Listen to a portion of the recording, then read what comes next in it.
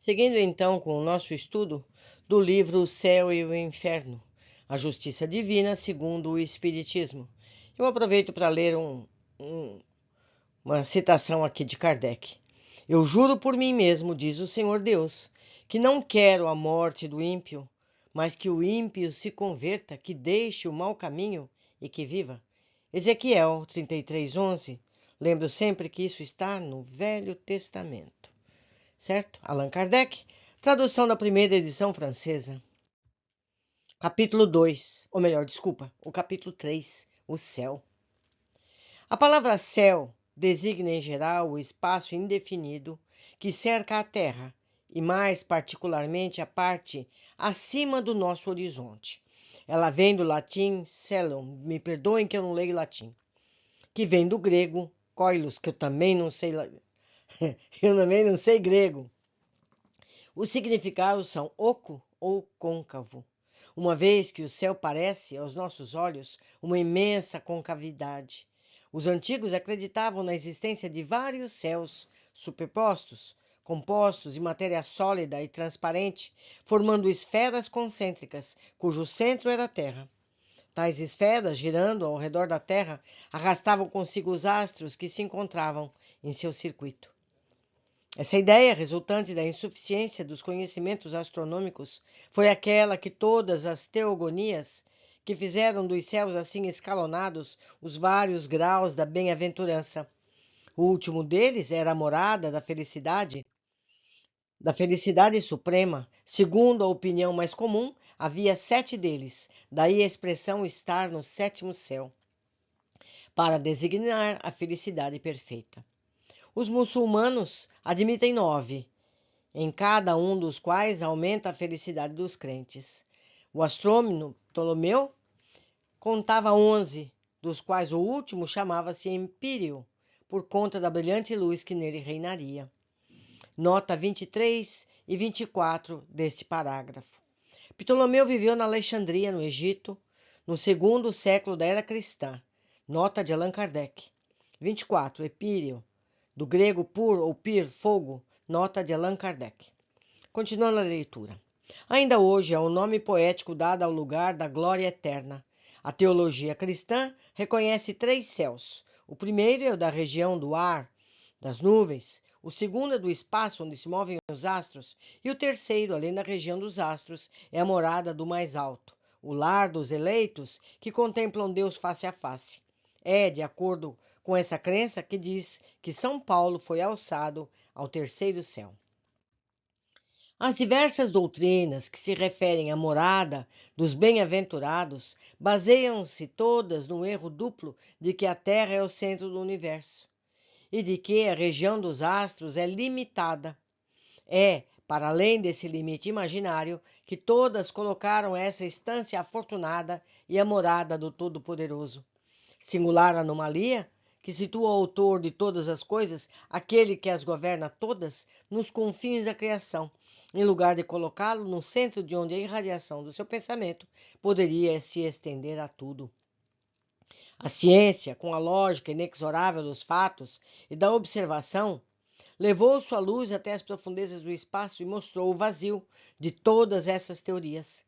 A Terra não é mais o centro do universo, mas um dos mais diminutos astros girando na imensidão. O próprio Sol é apenas o centro de um turbilhão planetário.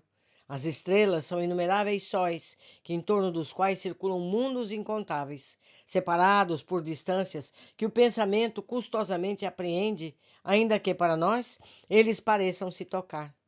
Nesse conjunto, regido por leis eternas, em que se revelam a sabedoria e a onipotência do Criador, a Terra aparece apenas como um ponto imperceptível em um dos menos hospitaleiros. Perguntamo-nos, portanto, por que Deus faria da Terra a única sede da vida e a ela teria relegado as criaturas de sua predileção? Tudo, ao contrário, pressagia que a vida está por toda parte, que a humanidade é infinita, tal qual o universo. Com a ciência, revelando-nos mundos semelhantes à Terra, Deus não pode ter criado sem objetivo. Ele deve tê-los povoado com seres capazes de governá-los. As ideias do homem estão na razão do que ele sabe. Como todas as descobertas importantes e da constituição dos mundos, deu um outro curso às suas ideias.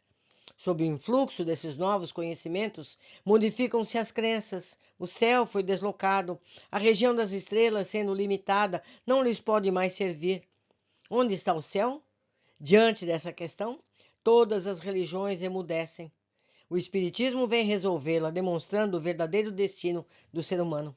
Tomando ponto por ponto de partida a natureza deste último, assim como os atributos de Deus, chega-se à conclusão. O ser humano é composto pelo corpo e pelo espírito. O espírito é o principal, o ser da razão, o ser inteligente. O corpo é um invólucro material que reveste temporariamente o espírito para a realização da sua missão sobre a terra e a execução do trabalho necessário ao seu avanço. Usado, o corpo se destrói, mas o espírito sobrevive à sua destruição. Sem o espírito, o corpo é apenas matéria inerte, como um instrumento privado da força que o faz agir. Sem o corpo, o espírito é tudo, a vida e a inteligência. Deixando o corpo, ele retorna ao mundo espiritual, de onde havia saído para se encarnar.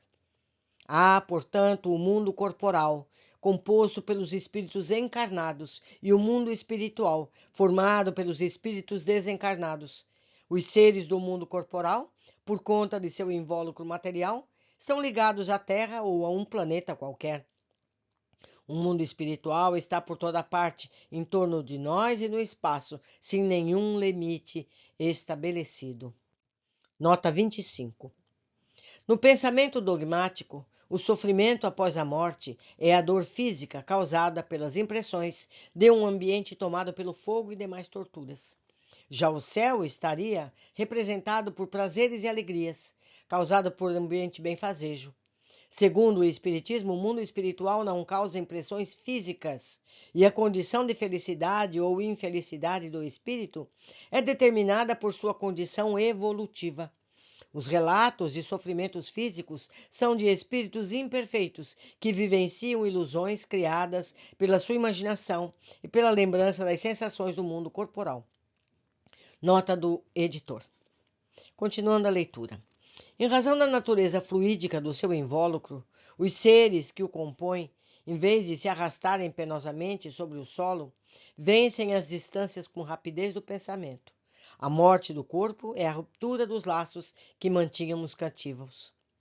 Os espíritos são criados simples e ignorantes, mas com aptidão para tudo conquistar e para progredir, em virtude do seu livre-arbítrio. Pelo progresso, eles adquirem novos conhecimentos, novas faculdades, novas percepções e, por conseguinte, novos gozos desconhecidos aos espíritos inferiores.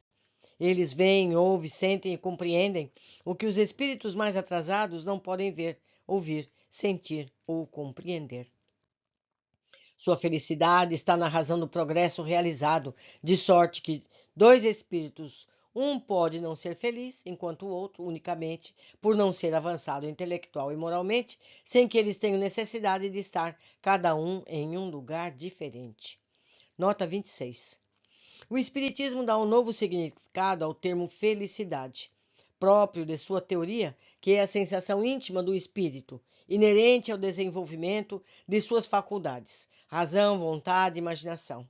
Qualidades por seu livre esforço no decorrer das encarnações. Já a infelicidade é inerente à condição de imperfeição criada pelas más escolhas e hábitos equivocados, até que o espírito se conscientize e, arrependido, decida se libertar do sofrimento moral pelo seu aperfeiçoamento. Pertencem ao mundo corporal o prazer, as sensações, relacionado à condição fisiológica, e a alegria, emoção, relacionada às impressões externas. A felicidade, por sua vez, é uma condição adquirida pelo espírito em fases progressivas, não decorrendo, portanto, da localização, circunstâncias ou impressões exteriores. Nota do editor. Seguindo. Ainda que estejam ao lado um do outro, um pode estar nas trevas, ao passo que tudo é resplandecente em torno do outro, precisamente como quando um cego e uma pessoa que enxerga se dão as mãos. Uma percebe a luz, que não causa impressão alguma ao seu vizinho, sendo a felicidade dos espíritos inerente às qualidades que possuem. Alcançam-na onde quer que se encontrem, seja na superfície da Terra, entre os encarnados ou no espaço. Uma comparação simples ilustra ainda melhor essa situação. Em um concerto se encontram dois homens, sendo um deles um bom músico, com ouvido afinado, e o outro sem conhecimento de música e o sentido auditivo pouco delicado. O primeiro experimenta uma sensação de aprazimento, enquanto o segundo permanece insensível, porque um compreende e percebe e não causa impressão alguma ao outro. Assim é com todos os gozos dos espíritos, gozos que estão na razão da aptidão desses últimos para senti-los. O mundo espiritual tem por toda a parte esplendores, harmonias e sensações que não são acessíveis senão aos espíritos purificados, o que os espíritos inferiores, ainda submetidos à influência da matéria, nem mesmo entrevêm. Nota 27. Veja mais detalhes sobre percepções, sensações e sofrimento dos espíritos nas questões 237 a 257 do Livro dos Espíritos. A alma não tem percepção da dor no mundo espiritual. Nenhuma impressão física é causada ao perispírito. Desse modo, a dor que sentem não é, pois, uma dor física propriamente dita, é um vago sentimento íntimo que o próprio espírito nem sempre compreende bem, precisamente porque a dor não se acha localizada e porque não a produzem agentes exteriores. O espírito, em verdade, tem sofrimento moral quando tem imperfeições que lhe são inerentes. Todo o sofrimento físico que relatam são ilusões que o atormentam enquanto não as supera pelo aperfeiçoamento. Nota do editor. Seguindo, o progresso dos espíritos é fruto do seu próprio trabalho. Como são livres, no entanto, trabalham para o seu adiantamento, com mais ou menos afinco ou negligência, conforme a sua vontade. Assim, apressando ou retardando o seu progresso e, por consequência, sua felicidade. Nota 28. A liberdade de agir é uma conquista do espírito por meio das faculdades da razão e da vontade, e é por meio da livre escolha, iluminada pelo conhecimento das leis universais presentes em sua consciência, que o espírito conquista gradualmente a felicidade. Nota do editor. Continuando. Eles são, portanto, artífice da própria situação, feliz ou infeliz, segundo as palavras de Cristo. A cada um conforme as suas obras. Todo espírito que fica para trás não pode culpar senão a si mesmo. Da mesma forma, aquele que se adianta daí extrai todo o mérito. A felicidade conquistada tem, assim, valor maior aos seus olhos. A felicidade suprema só é partilhada pelos espíritos perfeitos, ou seja, pelos puros espíritos. Eles somente a atingem após haverem progredido em inteligência e moral. Raramente o progresso intelectual e o progresso moral caminham lado a lado, mas o que o espírito não faz numa época, ele o fará numa outra, de maneira que os dois progressos chegam a atingir o mesmo nível. Eis porque frequentemente se vêem homens inteligentes e instruídos muito pouco avançados moralmente e vice-versa. Nota 29. O espírito é inicialmente simples e ignorante, ou seja, sem o desenvolvimento das faculdades da vontade e da razão. Naturalmente, buscando melhor conforto, o ser humano primitivo conquista a inteligência racional no decorrer das reencarnações. Depois, sua mente se abre para o mundo social e ele faz escolhas morais. Só então desenvolve o senso moral e o livre-arbítrio. Todavia, por interesse pessoal, o espírito pode fazer uso da inteligência para abusar das necessidades corporais. Surge aí o mal moral, inerente à condição de infelicidade. Este terá superado quando o espírito arrependido dedicar-se ao equilíbrio dos dois progressos, moral e intelectual, superando essa imperfeição. Nota do editor. Seguindo, a encarnação é necessária a ambos os tipos de progresso do espírito, o moral e o intelectual. E tem a nota 30. Nas religiões ancestrais, a encarnação é efeito do pecado ou do karma, sendo necessariamente um castigo imposto ao espírito culpado. A teoria espírita supera essa ilusão, demonstrando as reencarnações como necessárias aos progressos intelectual e moral do espírito pelo próprio esforço.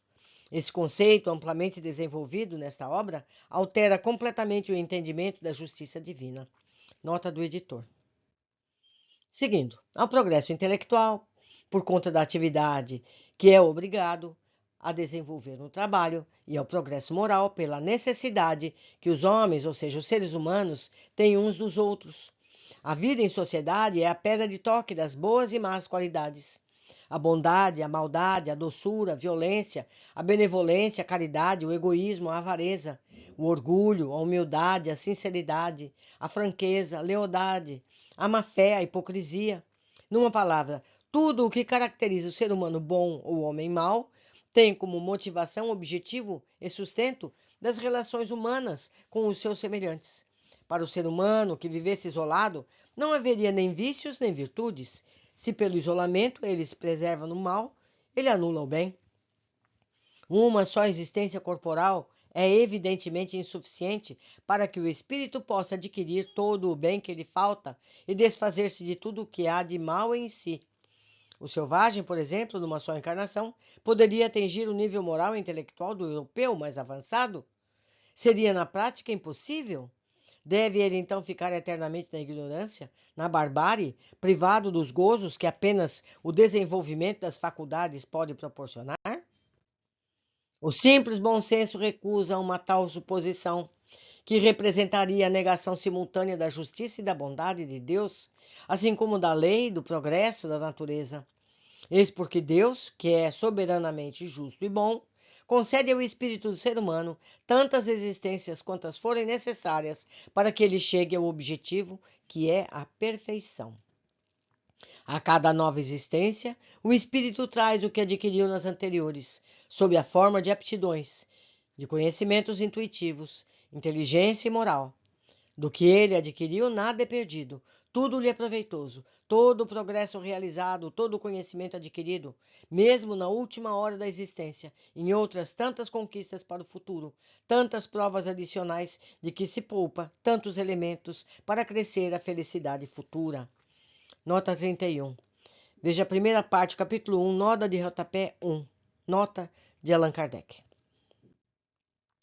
O espírito que pressente sua morte próxima não dirá que é inútil trabalhar pela própria instrução por conta do pouco tempo que lhe resta a viver. Compreendendo a solidariedade entre o presente e o futuro, via a lei do progresso, ele pensará ao contrário. Aproveitemos esses últimos momentos para avançar o mais possível, porque o trabalho feito está feito. Nota 32. Segundo o Espiritismo, a finalidade da vida, no atual estágio evolutivo do nosso planeta, está no progresso intelecto-moral do espírito, para o qual as experiências e vicissitudes são oportunidades, assim cada momento da vida importa. O contato com a natureza, as relações sociais e até mesmo estar em coma numa cama de hospital, todo instante bem aproveitado pode ser instrumento para o aperfeiçoamento. Nota do editor. E completo eu esta leitura. Por isso que nos é vedado a eutanásia, porque no último momento nós ainda podemos mudar alguma coisa em nossos pensamentos, em nossos critérios. Ilude-se aquele que pensa que a pessoa em estado vegetativo não pense. Recomendo que vejam o canal, afinal, o que somos nós? Nós vamos ver ali muitas pessoas que estão em coma, tendo vivências incríveis durante esse tempo. Muito aperfeiçoamento, muito aprendizado durante esses minutos. Não deixem de assistir. Continuando nossa leitura. Cada existência é, assim, um passo adiante na estrada do progresso, a menos que por preguiça, indiferença, obstinação no mal, ele não a aproveite, caso em que terá que recomeçar. Dele, portanto, depende aumentar ou diminuir o número de encarnações, sempre mais ou menos penosas e trabalhosas. Nota 33. O número de encarnações necessárias para a evolução do espírito é inversamente proporcional ao esforço empregado. Ao bom uso dos desafios enfrentados, as encarnações tornam-se penosas, enquanto o espírito não aproveita as oportunidades para o seu progresso, tornando-as repetitivas por sua própria responsabilidade. Nota do editor. Recomendo a leitura do livro Eustáquio, 15 séculos de uma... Não lembro o nome. Mas é Eustáquio, está aqui no canal. Vocês vão gostar muito porque mostra mesmo isso. São 15 séculos de um ser que reencarna, sucessivamente progredindo. Não vou contar o que aconteceu. Seguindo a nossa leitura. No intervalo entre as existências corporais, o espírito ingressa por um tempo mais ou menos longo no mundo espiritual, onde é feliz ou infeliz, conforme o bem ou o mal que haja feito. O estado espiritual é o estado normal do espírito, porquanto esse deve ser o seu estado definitivo, e porque o corpo espiritual não morre.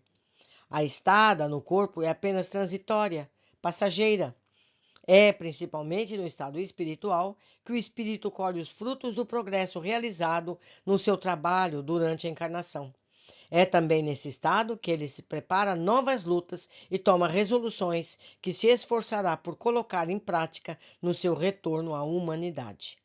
Nota 34.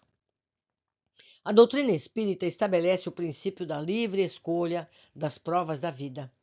Na erraticidade, ou seja, nos planos espirituais, o espírito consciente estuda a sua condição e escolhe provas mais apropriadas para conquistar as virtudes e entendimentos que deseja. Ou escolhe, quando é o caso, circunstâncias como expiação para a superação de suas imperfeições. Assim, as vicissitudes da vida em nosso mundo não são castigos divinos, ideia falsa, mas sim oportunidades necessárias para o aperfeiçoamento do espírito. Nota do editor. Continuando. A reencarnação pode acontecer na Terra ou em outros mundos. Entre os mundos existem uns mais avançados que os outros, onde a existência se dá em condições menos penosas, física e moralmente, do que sobre a Terra, mas em que somente são admitidos espíritos que tenham chegado a um grau de perfeição que esteja em consonância com o nível desses mundos. A vida nos mundos superiores já é uma recompensa, porquanto neles estamos isentos dos males, das vicissitudes a que estamos submetidos na Terra. Os corpos menos materiais, quase fluídicos, ali não são sujeitos a doenças, a enfermidades ou às mesmas necessidades. Estando os maus espíritos excluídos desses mundos, os seres humanos ali vivem em paz, sem outra preocupação que a do seu adiantamento pelo trabalho e intelecto. Lá reina a verdadeira fraternidade, porque não há egoísmo. A verdadeira igualdade, porque não há orgulho. A verdadeira liberdade, porque não há desordens a reprimir, nem ambiciosos buscando oprimir o fraco. Comparados à Terra, esses mundos são verdadeiros paraísos. São as etapas da estrada do progresso que conduz ao estado definitivo. Sendo a Terra um mundo inferior, destinado à purificação dos espíritos imperfeitos, está aí a razão pela qual o mal aqui predomina, até que Deus queira nela fazer a morada dos espíritos mais adiantados. Nota número 35. O mal sobressai num mundo de expiações e provas. Mas, após a revolução científica, segue-se a revolução moral, e o orbe entra em fase de regeneração, que culminará com a condição de planeta feliz. Para compreender a realidade moral da sociedade, é preciso considerar duas classes de processos evolutivos, geral e individual. Ou seja, aquela realizada pelo esforço de cada espírito, que lhe traz a gradativa felicidade, e o progresso natural das humanidades em cada planeta, como ocorre no ser humano nas fases de bebê, criança, adolescente e adulto. Desse modo, todos os espíritos chegarão à condição de espíritos puros, todos os planetas atingirão a condição de felizes. Veja mais sobre a evolução dos mundos em O Evangelho segundo o Espiritismo, no capítulo 3. Nota do editor. Continuando. É assim que o espírito, progredindo gradualmente à medida que se desenvolve, chega ao apogeu da felicidade. Antes, porém, de haver alcançado o ponto culminante da perfeição, ele desfruta de uma felicidade proporcional ao seu adiantamento. Nota 36. Essa explicação corresponde ao item 3º do resumo da Lei de Justiça Divina, no capítulo 8º, que afirma: a felicidade perfeita está ligada à perfeição, ou seja, à depuração completa do espírito. Nota do editor. Seguindo, assim como a criança frui as alegrias da primeira infância, mais as da juventude e finalmente as mais sólidas da idade adulta. A felicidade dos espíritos bem-aventurados não está na ociosidade contemplativa, que seria, como frequentemente se tem dito, uma eterna e fastidiosa inutilidade. A vida espiritual em todos os níveis é, ao contrário, uma incessante atividade, conquanto seja uma atividade sem fadigas. A suprema felicidade consiste em desfrutar todos os esplendores da criação, que nenhuma linguagem humana poderia descrever, que a imaginação mais fecunda não conseguiria conceber. Consiste no conhecimento, compreensão de todas as coisas, na ausência de todo sofrimento físico e moral, numa satisfação íntima, uma serenidade na alma que nada pode abalar, no amor puro que une todos os seres, por não haver o desgaste do contato com os maus, e, acima de tudo, na visão de Deus e na compreensão dos seus mistérios, revelados aos mais dignos. Entre os espíritos puros também se encontra a suprema felicidade nas tarefas de que se alegram por delas serem encarregados. Eles são os Messias, os mensageiros de Deus, para a transmissão e execução de suas vontades. Eles realizam as grandes missões, presidem a formação dos mundos, a harmonia geral do universo, tarefa gloriosa a que só se chega pela perfeição. Os espíritos da ordem mais elevada são os únicos que comungam os segredos de Deus, inspirando-se no seu pensamento de que são os representantes diretos. Nota 37. Assim, a evolução do princípio inteligente na criação compreende 3 fases: anímica, humana e co-criadora. Na fase anímica, os seres do mineral ao animal desenvolvem-se somente na vida corpórea. Os animais aprendem pelo condicionamento, castigo e recompensa, por meio dos hábitos determinados pelos instintos, emoções e impressões externas, desenvolvendo assim as faculdades animais. Na fase humana, o ser vai dominar por seu livre esforço, autonomia, intelecto moral, desde o simples ignorante às faculdades do espírito, razão, vontade, imaginação, senso moral, livre-arbítrio, ganhando desenvoltura, compreendendo o mundo espiritual no decorrer das reencarnações. Na terceira fase, atuando no mundo espiritual, participam criação, conquistando a felicidade, serenidade, qualidades e habilidades para contribuir com a harmonia do universo. Assumem as missões concedidas por Deus, desde atuar como protetor dos seres em evolução, das famílias, das humanidades. Atingem, quando puros, a culminância de gerir a formação e desenvolvimento dos princípios inteligentes dos mundos, sistemas solares, galáxias e universos. Nota do editor.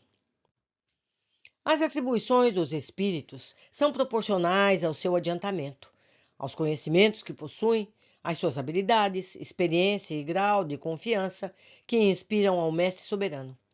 Não há aí privilégio ou favores que não sejam o prêmio do mérito. Tudo é apreciado sob critério da mais estrita justiça.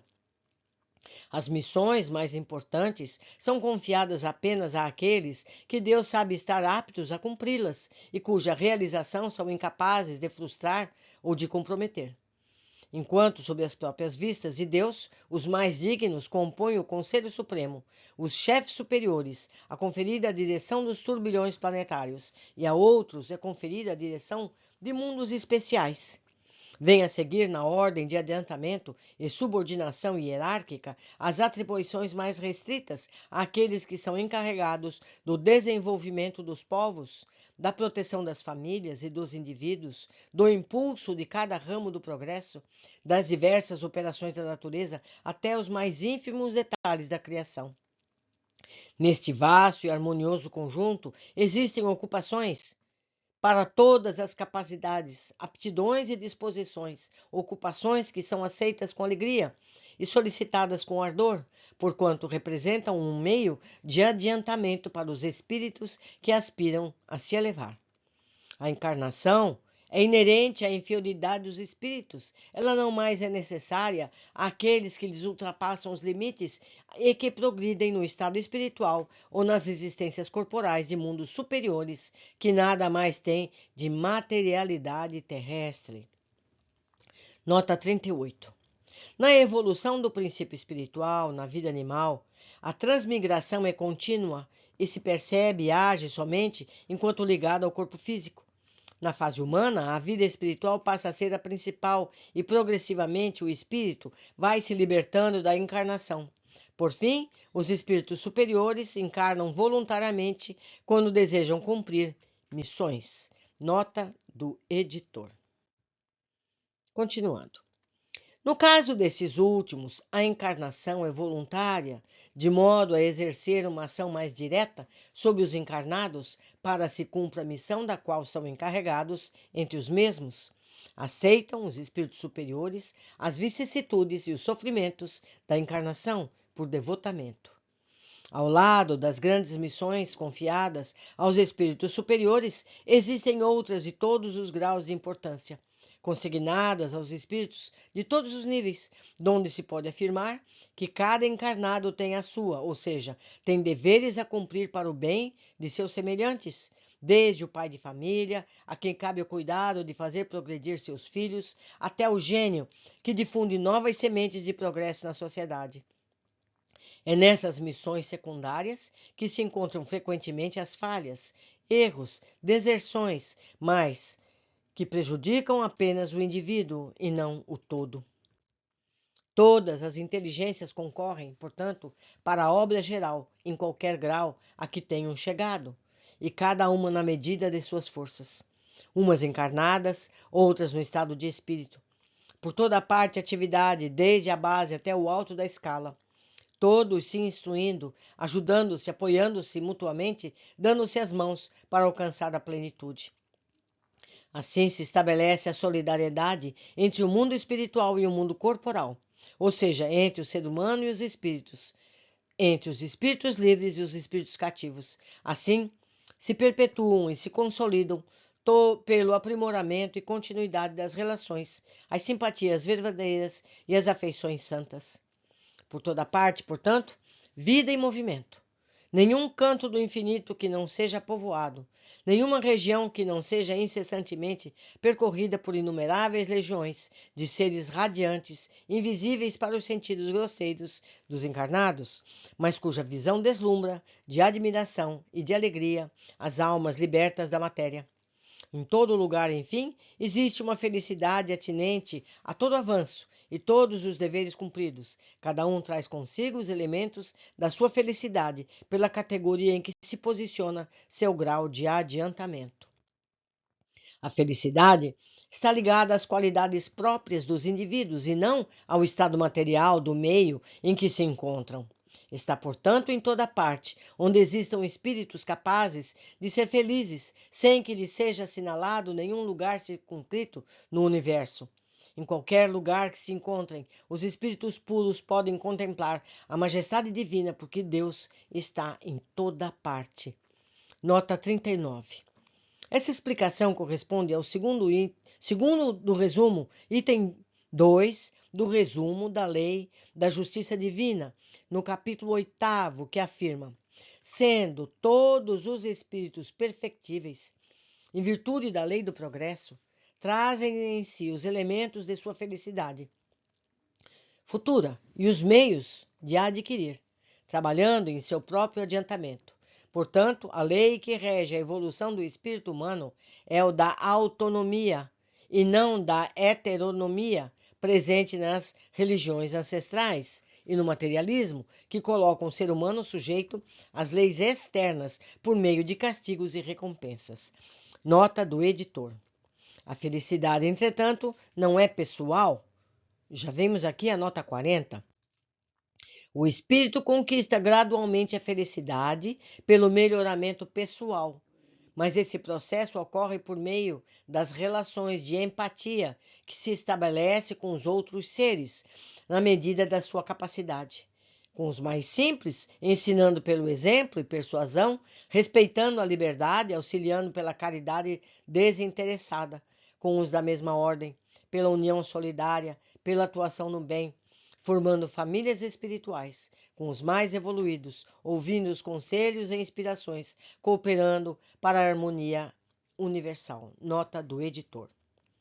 Se não a possuíssemos, não, senão em nós mesmos, se não a pudéssemos compartilhar com os outros, ela seria egoísta e triste. A felicidade está também na comunhão de pensamento, que une os seres que se simpatizam. Os espíritos felizes, atraindo-se mutuamente pela identidade de ideias, de gostos, de sentimentos, formam vastos grupos ou famílias homogêneas, no meio das quais cada individualidade irradia suas próprias qualidades e é impregnada pelos eflúvios serenos e benfazejos que emanam do conjunto, cujos membros ora se dispersam para se ocupar de suas missões, ora se reúnem num ponto qualquer do espaço para se inteirar do resultado de seus trabalhos, ora se reúnem em torno de um espírito de ordem mais elevada para receber deste anúncios e instruções. Ainda que os espíritos estejam em toda parte, os mundos são os centros em que eles se reúnem, preferencialmente por conta da afinidade que existe entre eles e aqueles que os habitam. Em torno dos mundos adiantados existem em grande quantidade espíritos superiores, em torno dos mundos atrasados pululam espíritos inferiores. A Terra ainda é um desses últimos. Cada planeta tem então, de alguma forma, sua população própria de espíritos encarnados e desencarnados, que se recicla principalmente pela encarnação e desencarnação dos mesmos espíritos. Essa população é mais estável dos mundos inferiores, onde os espíritos são mais apegados à matéria, mais variável nos mundos superiores. Mas desses mundos, focos de luz e de felicidade, os espíritos se deslocam em direção de mundos inferiores, para neles plantar as sementes do progresso, levar a consolação e a esperança e levantar os ânimos abatidos pelas provas da vida. Neles, encarnando-se por vezes, de modo a realizar sua missão com mais eficácia. Nessa vastidão sem fronteiras, onde está, então, o céu? Ele está por toda parte. Nenhuma muralha serve-lhe o limite. Os mundos felizes são as últimas estações que levam a ele. As virtudes descerram-lhe o caminho, ao passo que os vícios interditam-lhe o acesso. Diante desse quadro grandioso, que preenche todos os cantos do universo, dando a todos os objetos da criação um propósito e uma razão de ser, como é pequena e mesquinha a teoria que circunscreve a humanidade a um imperceptível ponto no espaço, que nos mostra essa humanidade começando num dado momento para igualmente acabar um dia junto do planeta que a transporta, não abrangendo dessa forma senão um minuto na eternidade. Como essa teoria é triste, fria, glacial, quando nos mostra o resto do universo. Antes, durante e após a humanidade terrestre, sem vida, sem movimento, como um imenso deserto mergulhado no silêncio. Como é desesperadora por conta do quadro que descreve do pequeno número de eleitos votados à contemplação perpétua, enquanto a maioria das criaturas se encontra condenada ao sofrimento sem fim. Como é angustiante para os corações que amam, pela barreira que coloca entre os mortos e os vivos. As almas felizes dizem, só pensam na sua felicidade, as infelizes nas suas dores. Surpreende que o egoísmo reine sobre a terra quando ele é mostrado no céu? Quão mesquinha, nesse caso, é a ideia transmitida da grandeza do poder e da bondade de Deus. Quão sublime, em contrapartida, é a ideia que o Espiritismo nos dá, como seu ensinamento enriquece as ideias e amplia o pensamento. Mas quem diz que ela é verdadeira?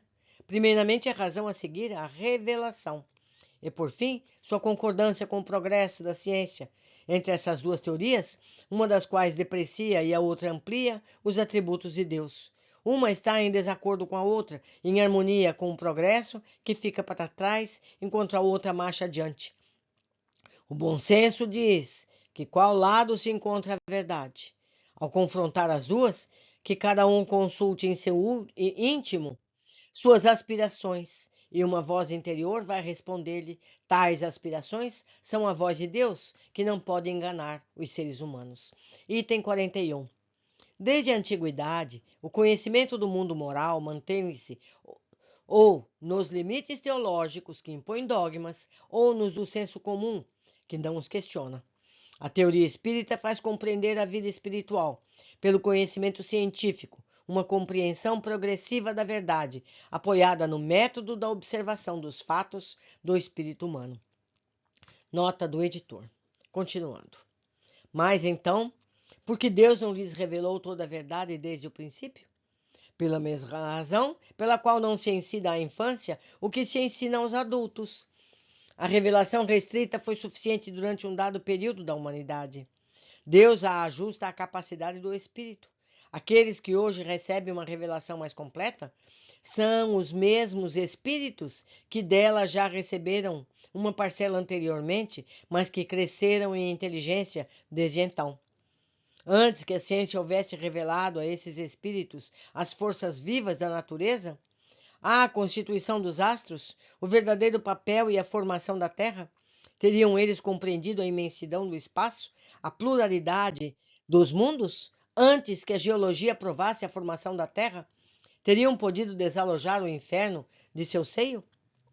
Compreendendo o sentido alegórico dos 6 dias da criação, antes que a astronomia descobrisse as leis que regem o universo, teriam compreendido que não existe nem alto nem baixo no espaço, que o céu não está acima das nuvens, nem tampouco limitado pelas estrelas?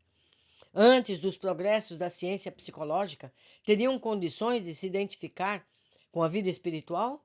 Conceber que após a morte houvesse uma vida feliz ou infeliz, que não em um lugar circunscrito e material? Nota 42. A psicologia experimental do século XIX, iniciada na França por Maine de Biran, que revolucionou o empirismo, afirmando a realidade espiritual junto a conquistas da metodologia científica, tornando-se disciplina em Sorbonne após 1830 por Rollier-Collard, Victor Cousin, depois Jouffroy e Paul Janet, me perdoem a má leitura, veja mais em Tratado Elementar da Filosofia, volume 1 e 2, entre outros. Considerava o ser humano enquanto alma encarnada, vivenciando pelo corpo instintos, emoções, dor e prazer, a vida animal e pelas faculdades da alma, razão, vontade, imaginação e consciência, livre-arbítrio e senso moral. A vida moral ou psicológica, os dogmas religiosos foram concebidos qualificando o ambiente após a morte que causariam sensações físicas, dor no inferno, prazer e alegria no céu. A ciência psicológica abriu caminhos para uma concepção científica da vida após a morte pela teoria espírita. Nota do editor. E eu faço lembrar aqui, meus amigos, ainda há hoje quem acha que a Terra é plana. Não é verdade? Muitos acreditam que a Terra seja plana. Como é que você vai explicar para essas pessoas que a morte não existe, que o que morre é o corpo, não é o espírito? Então, tudo tem seu tempo para ser revelado. Mas vamos continuar. Não, pois, compreendendo mais tarde dos sentidos do que através do pensamento, o universo era muito vasto para o intelecto dos espíritos de outrora. Era preciso reduzir a concepção do universo a proporções menores, de modo a conformá-la à perspectiva deles, para eventualmente expandi-la mais tarde.